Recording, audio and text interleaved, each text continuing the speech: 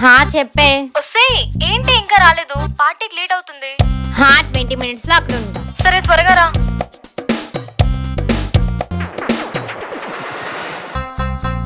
May help you?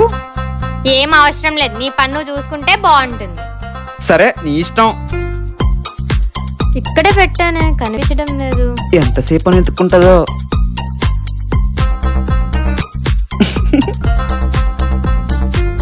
అరే అన్య, room లో నా మేకప్ ప్రొడక్ట్స్ ఐరన్ చేసిన డ్రెస్ కనిపించట్లేదు, నువ్వేమైనా తీసావా?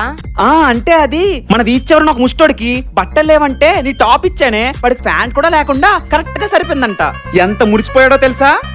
ఏంటి 3000 పెట్టుకున్న డ్రెస్ ముస్టోడికి ఇచ్చేసావా?